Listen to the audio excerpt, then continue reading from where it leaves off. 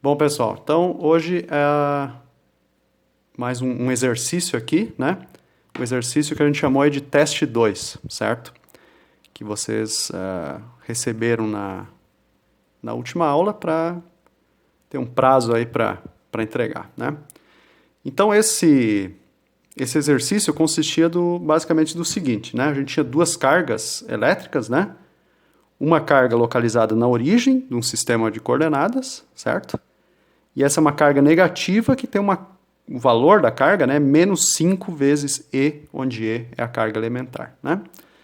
E aqui, a uma distância B da origem ao longo do eixo Y, né, eu tenho uma carga positiva, que eu chamei de Q2, que tem um valor igual a 2E, né? E a pergunta então é, qual é o campo elétrico resultante no ponto P?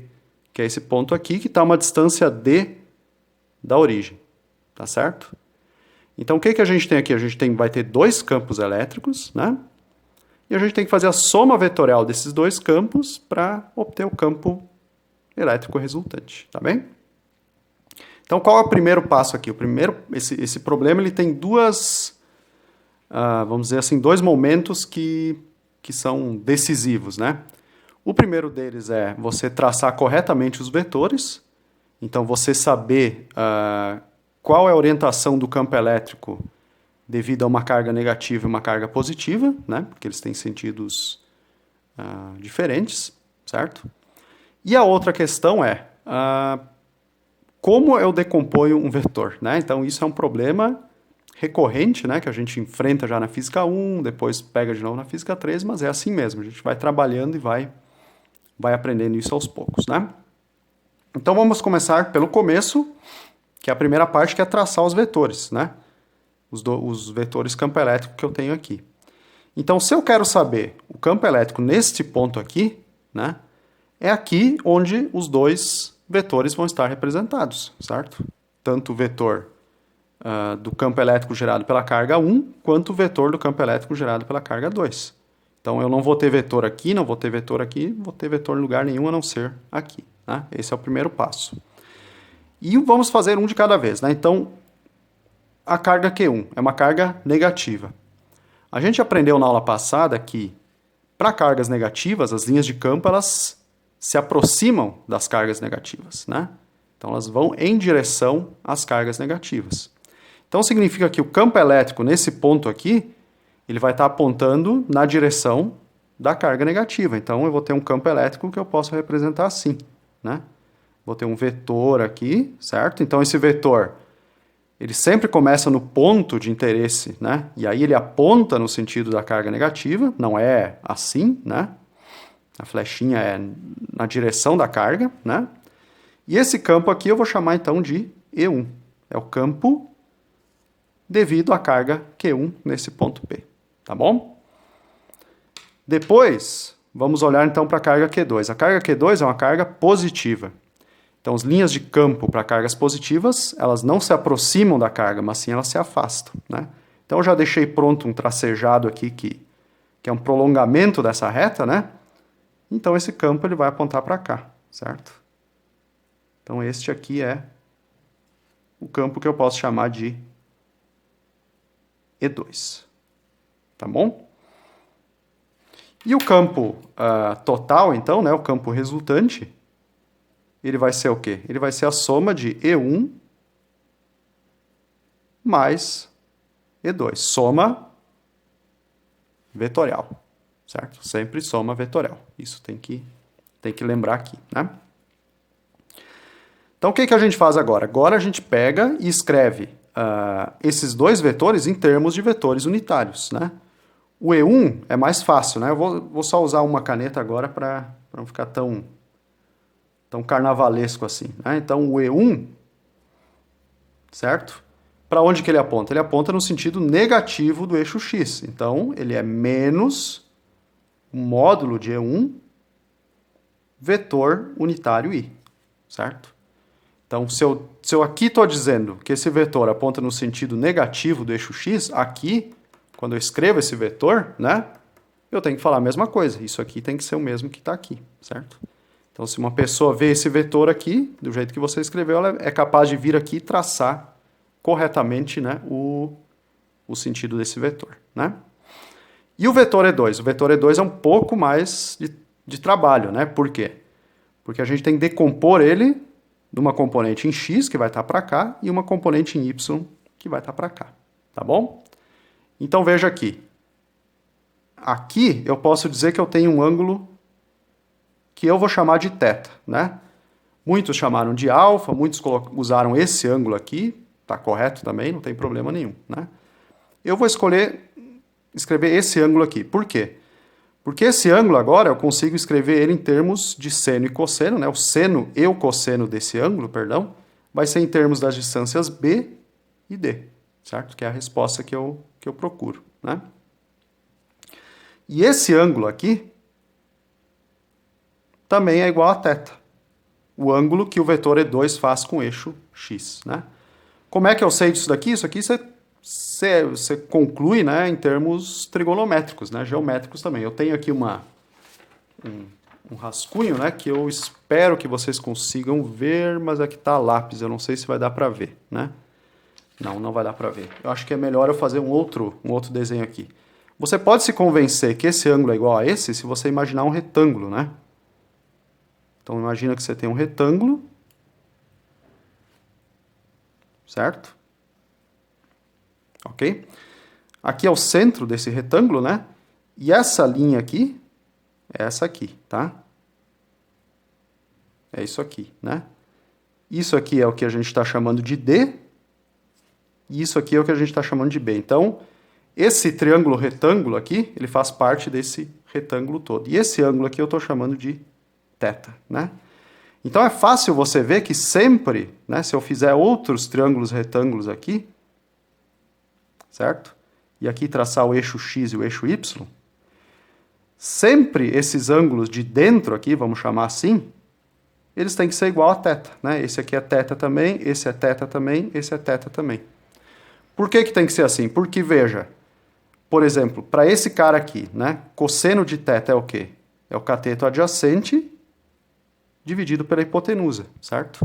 Então, se esses catetos aqui são iguais, né, e são adjacentes ao ângulo, então esses ângulos aqui todos têm que ser igual a θ. Então, essa é uma das formas de você se convencer que esse ângulo aqui é o mesmo ângulo que você tem aqui, né? Existem outras, né? Provavelmente até mais requintadas aí do ponto de vista matemático do que eu estou fazendo aqui, né? Bom, mas então uma vez que você sabe que este ângulo é igual a este, né? Agora você tem que decompor esse vetor. Então como é que você faz isso? Você faz assim, né? Você projeta ele no eixo x. Então você vai ter um outro vetor aqui, que você pode chamar ele de E2x. É a componente x do vetor E2. E você faz a mesma coisa na direção y, né? Você projeta aqui, você vai ter a componente em y. Essa componente, então, eu vou chamar de E2y, certo? E como é que eu escrevo esses caras aqui em termos de seno e cosseno desse ângulo θ, né? Eu aprendi, assim que eu consegui aprender isso daqui de um jeito mais fácil, né? Foi sempre escrevendo o cosseno e o seno, ao invés de tentar adivinhar qual é qual, né? Então, como é que você faz isso? Você escreve cosseno de θ, né? Cosseno de θ, você sabe que é cateto adjacente dividido pela hipotenusa. Então, quem que é o cateto adjacente aqui? É o módulo desse vetor que eu chamei de E2x, é a componente x do vetor E2, né?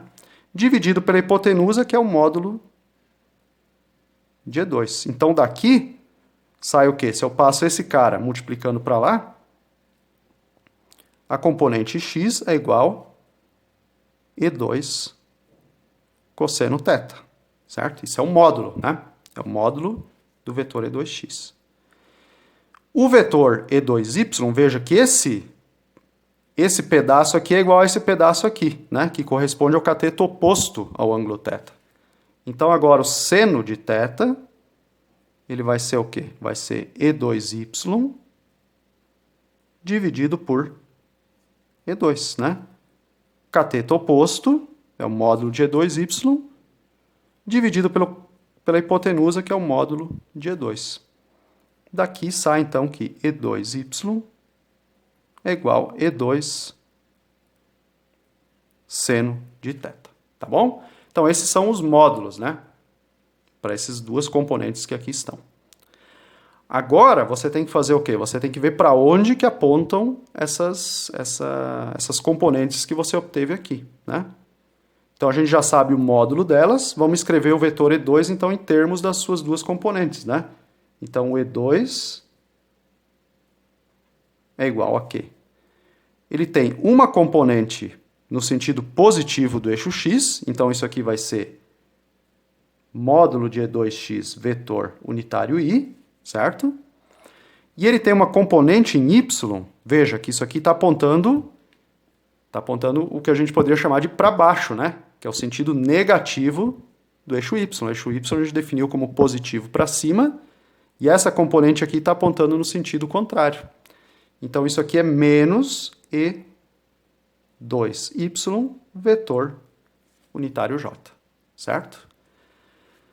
Se você fez isso aqui até aqui correto, né? Tudo desse jeito aqui, você traçou... Isso aqui é uma outra coisa importante. Muitos esqueceram de traçar os vetores. Você tem que traçar os vetores aqui, né? Tem que representar os vetores, escrever em termos de vetores unitários, né?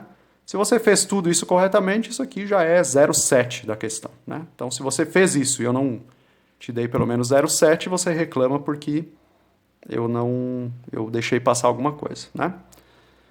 Então, tem que ter muito cuidado. Muitas pessoas, por exemplo, também escreveram aqui E é igual vetor E, né? E aí escreveu E1 mais E2 sem dizer que é vetor. Isso não tem, isso parece besteira, mas não é besteira, né? Besteira é você ir deixar passando isso, né? Quer dizer, isso aqui é um vetor, e aí você escreve isso como a soma de duas coisas que não são vetores. Isso não tem sentido matemático nenhum, né? Então, é a mesma coisa que você dizer que, bom, um abacaxi é igual a duas laranjas, né?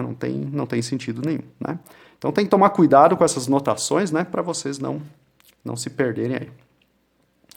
Bom, mas prosseguindo aqui, o que a gente faz então? Vamos pegar essas duas quantidades aqui e vamos substituir nessa equação aqui, né? Então isso aqui vai ficar assim, vai ficar vetor resultante E é igual o E1, que é menos E1 vetor unitário i, mais o vetor E2, que é E2x vetor unitário i, menos E2y vetor unitário j, né? Isso aqui eu posso substituir por essas duas quantidades, né? Então vai ficar aqui que E é igual a menos E1 vetor unitário i, mais E2 cosseno θ, vetor unitário i, menos E2 seno θ, vetor unitário j. Tá bom? Então, essa é a jogada aqui. E agora a gente escreve esses caras aqui usando a lei de Coulomb, né? Então, vamos lá. Vetor campo elétrico resultante. O E1 é menos... Aqui, ao invés de 1 sobre 4πε 0, como muitos de vocês fizeram, também eu vou usar o K, né? Então, isso aqui é K, Q1, dividido pela distância ao quadrado. Mas que distância é essa? Distância da carga 1 até o ponto P. Então, dividido por D ao quadrado, vetor unitário I.